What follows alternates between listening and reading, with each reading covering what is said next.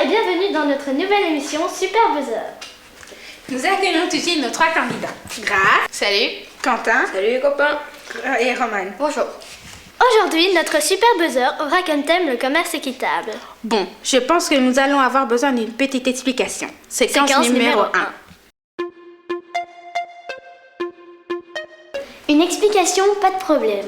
Vous voyez ces 2 t-shirts? Ils sont semblables, mais l'un vient du commerce équitable et l'autre du commerce conventionnel. C'est quoi la différence? Je vais t'expliquer. Commençons par le commerce conventionnel. Ici en Inde, Raspal est cultivateur. Sa famille et lui cultivent un champ de 2 hectares. Ensuite, le patron d'usine vient chercher le coton chez le cultivateur. Il le paye un prix très faible. Bien, il n'a qu'à pas le vendre si on lui donne pas un bon prix. Oui, mais s'il dit non, l'usine n'achètera pas son coton et fera affaire avec un autre cultivateur. Et maintenant, le coton va à l'usine. C'est l'ouvrière d'usine Sujata qui travaille depuis l'âge de 12 ans, 10 heures par jour, 6 jours sur 7, qui va transformer le coton en tissu puis en vêtements. Elle gagne seulement 5 € par jour. Je comprends pourquoi on fait fabriquer les vêtements en Asie. Ils s'en mettent plein les poches. Et oui, revenons à notre parcours. L'étape suivante, c'est la centrale d'achat. Voilà Monique. Elle souhaite des garanties pour la qualité des habits, la rapidité de livraison pour l'Europe et le tout à prix très bas. Et enfin, Martine est vendeuse dans une boutique de vêtements pour une grande chaîne de magasins et vend des t-shirts aux clients au prix de 20 €. La chaîne de magasins de textiles fait des super bénéfices sur le dos des cultivateurs. Mais concernant le commerce équitable, c'est tout autre chose. Ici, les cultivateurs se sont regroupés en coopératives pour mieux se défendre et obtenir un prix qui leur permet de vivre dans les bonnes conditions, que leurs enfants puissent aller à l'école et que leur famille puisse être soignée. À Vélingara, l'ouvrière d'usine, Sabita, travaille 8 heures par jour avec des pauses régulières, pour un salaire qui lui permet de vivre convenablement. Le patron d'usine se prénomme Yann. Il fixe des prix élevés pour que le maximum de bénéfices soit reversé aux ouvriers ou pour investir dans de nouvelles machines. La centrale d'achat du commerce équitable s'assure qu'il n'y ait pas trop d'intermédiaires entre le producteur et l'acheteur final.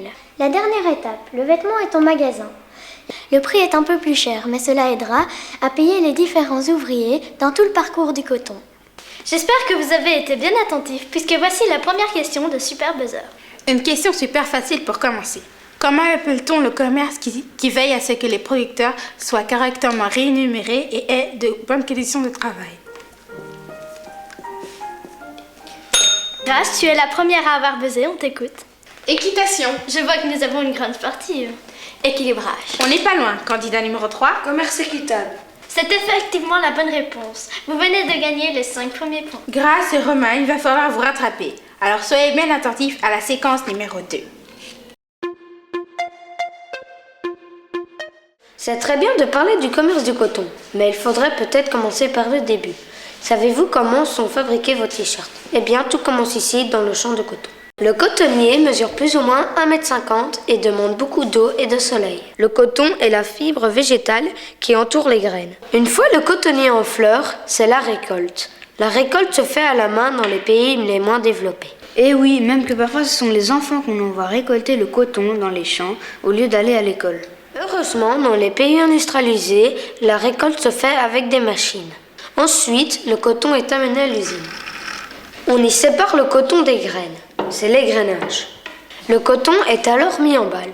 Quoi? On joue au ballon avec le coton? Mais non, la balle c'est une sorte de gros paquet où le coton est comprimé pour mieux le transporter. Lors de l'étape suivante, le coton est filé. Ah, ça je connais, c'est transformer le coton en fil comme le fil à coudre.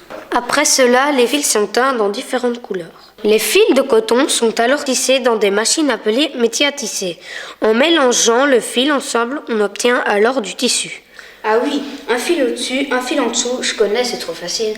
Facile, facile. Tu ne dirais pas cela si tu faisais ça toute la journée comme ces artisans. Une fois qu'on a le tissu, reste l'étape de la confection. Les tissus sont coupés et assemblés dans des grandes usines pour devenir des vêtements. Autrefois, beaucoup d'usines étaient situées en Belgique et en Europe. Mais aujourd'hui, presque tous les vêtements sont fabriqués en Asie. Ça c'est pas malin, il faut les faire venir de loin alors. Genre la pollution. On ferait mieux de les fabriquer ici. Tu as raison, mais les grandes compagnies préfèrent faire de gros bénéfices en payant de très petits salaires aux ouvriers d'Asie. Et pour terminer le parcours, on retrouve les vêtements dans les magasins. Une fois de plus, vous constatez que Super Buzzer est une émission où l'on apprend plein de choses. Testons tout de suite vos connaissances à la question numéro 2. Quel est le nom de l'arbre qui produit le coton?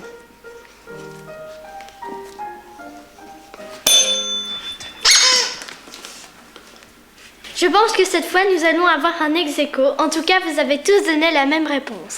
Et la réponse est bien le cotonnier. Et le coton est le fruit du cotonnier. Vous avez tous donné la bonne réponse, mais la loi du Super Buzzer est très stricte. C'est donc le premier qui buzz qui marque. C'est donc Romane qui marque les 5 premiers points. Yes! On marque une petite pause et on revient juste après ce petit message. À tout de suite. Pauline et Léa ont décidé de mettre de l'ordre dans leur garde-robe. Ouais, mais maintenant il est trop petit. Ouais. Félicie! Ah, t'as vu, il est trop petit, t'arrives même pas à le mettre. Ouais, t'as vu les manches? Ouais. Poubelle alors. Ouais, c'est sûr. Je vais le jeter, hein, parce que Ah ouais. T'en penses quoi? démodé en plus, c'est beaucoup trop. Ouais, je le jette, hein. Ouais. Viens, on va à la poubelle.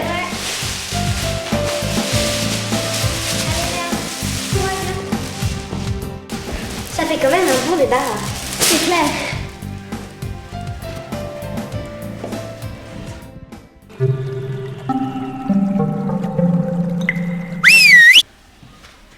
Quoi, nous? Qu'est-ce qui se passe? Pitié, pitié, ne nous jetez pas. On a droit à une nouvelle vie. Le conteneur à vêtements plutôt que la poubelle. Vos vêtements sont trop petits ou plus à la mode, mais toujours en bon état, alors Mettez-les au conteneur à vêtements. faites une brocante ou donnez-les à quelqu'un qui en a besoin. Prêt pour la suite de Super Buzzer? Oui! Parfait! On enchaîne avec la séquence numéro 3.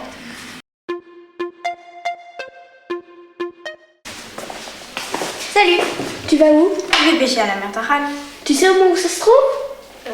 Ça se trouve ici, en Asie centrale. Mais je ne te conseille pas d'y aller car il n'y a plus beaucoup de poissons. Mais qu'est-ce qui s'est passé? La culture intensive du coton autour de la mer d'Aral a fait que les eaux sont devenues plus salées et que de nombreuses espèces végétales et animales ont disparu. Je vais quand même y aller pour voir ce qui se passe. Bon voyage. Eh oh, moi je comprends pas pourquoi en cultivant du coton, la mer d'Aral a disparu. Je t'explique, c'est très simple. Les gens ont décidé de cultiver du coton. Mais comme le climat de la région est sec et les averses sont rares, ils ont détourné petit à petit les 2 fleuves qui alimentaient le lac pour arroser les cultures. La mer d'Aral, privée d'apport d'eau, diminue de surface en laissant autour d'elle un désert salé inculte. Et est-ce que ça a des conséquences pour les gens qui vivent trop près? Oui, en effet, l'assèchement du lac a causé de nombreux problèmes de santé aux habitants de la région. En effet, l'usage important de produits toxiques pour les récoltes a augmenté les cancers et autres maladies. En hiver, la température est de moins 50 degrés et en été, elle peut monter jusqu'à 50 degrés. Oh, t'aurais pu me prévenir qu'il faisait aussi chaud là-bas. Et c'est déjà la dernière manche de notre Super Buzzer. Et voici la dernière question.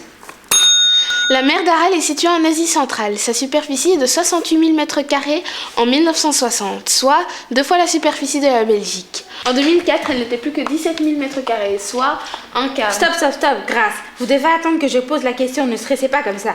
Cette question se déroulera donc entre Quentin et Romane. Quelle est la cause principale de la disparition de la mer d'Aral?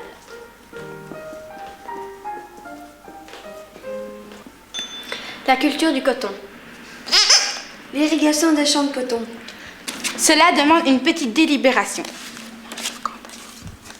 Voilà, je pense que les 2 réponses sont bonnes, mais que la réponse de Quentin étant plus précise, nous accordons les 5 points à Quentin. C'est donc comme ça que nous reverrons à la finale la semaine prochaine. À bientôt pour un nouveau Super Buzzer. À bientôt!